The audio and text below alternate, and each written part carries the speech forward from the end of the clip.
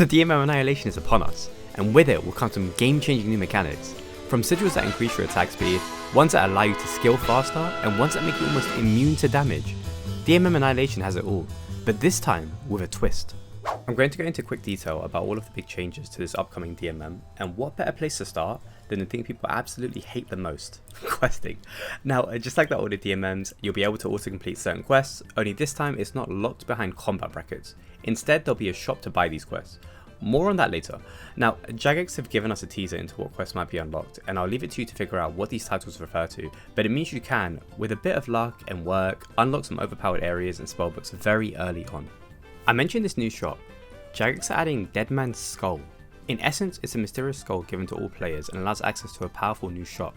With it comes the ability to buy quests, sigils, and even a new prayer book. Yes, that's right, they're going to bring back the Ruinous Prayers. This prayer book was pulled with the release of DT2 but never managed to pass. The spells are very interesting, and I'll post a link in the description if you want to learn more. Now, from the pictures, this shop looks quite easy to navigate and could be a nice alternative to always having to rummage your bank looking for sigils. The shop will also be a way to activate and deactivate your sigils. How the sigils work this DMM is very different to the last DMMs, from both the Armageddon and also the Apocalypse. This DMM Annihilation, all non-combat sigils can be attuned together, without being limited to 3 slots. Sounds amazing, right? Well, that's only for non-combat.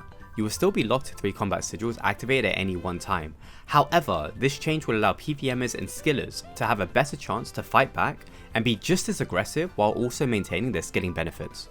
The final change, and maybe the biggest, is regarding breaches and DMM specific items.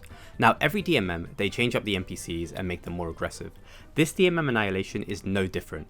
The big change they're adding, however, is how PvP weapons will be received, as well as new items added to this DMM season.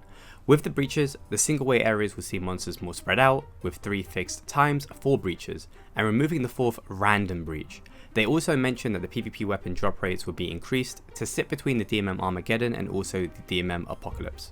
To save the best for last, and to quote Jagex, upon killing NPCs outside of an instance, there's a rare chance that they'll spawn a dead man's chest. All you have to do is loot it. Sounds easy enough, right? Well, there's a problem. There's no key to open the chest. Instead, what you need to do is stand in a dangerous area and force the lock to open. Essentially, cracking these chests will require 60 seconds of uninterrupted gameplay, or 30 seconds if you're crazy enough to open it in a multi-combat area. On top of the PvP weapons we're so accustomed to, Jagex mentioned they will now be adding Ancient Warrior Armor, as well as 2 uniques that have never been seen in Deadman mode before, the Thunder Khopesh and the Dog Sword. If any of you have played Leagues before, or played the recent Gridmaster, you'd know these 2 weapons are absolutely busted. As a result, Jagex are going to give them a few nerfs and tweaks. The Dog Sword's Ancient Godsword effect will only deal 15 damage and heal you for 10 hit points. Otherwise, it functions as it did in Leagues 5, which is insane, by the way. In PvM, the Thunder Khopesh remains unchanged. In PvP, however, the special attack will produce 4 lightning bolts, essentially every 2 ticks where your target is standing. These lightning bolts deal 30 to 45% of the initial hit's damage, which already sounds insane when you think of how much bank fighting goes on in the later stages of DMM. The damage, however, can be mitigated by praying melee for the initial hit, or praying mage for the lightning bolts. And of course, if you move away from the tile, you can entirely avoid the lightning, similar to how Calvarian and Vetion work. One last thing, they have updated the combat brackets for each bracket world. Shown on screen are the bracket worlds as well as the drop rate multipliers, combat XP multipliers, and skilling XP multipliers. Just remember, with the new Skull Shop quest, will no longer be auto-completed upon level up brackets. Also, they have decided to remove bank keys entirely, which should hopefully make a death less punishing and allow people to keep progressing within Deadman mode. I know what some of you guys are asking, rewards? Question mark? Well, last DMM brought into the game a ton of amazing cosmetics, and this time is no different. We'll be seeing the addition of a new POH style, the Wilderness Player-Owned House, which honestly looks really cool, as well as a new home teleport animation.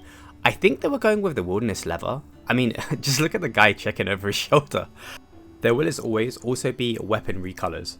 Honestly, the Boffer is a really nice touch, and I'm really looking forward to using these on my hardcore. There's a number of miscellaneous changes, and I'll post the initial blog in the description down below. There will also be a future post to follow closer to the release of DMM Annihilation. I'll be live streaming every day of DMM Annihilation, so make sure to check me out on Twitch, and I'll see you all on the 30th of January for another amazing DMM experience.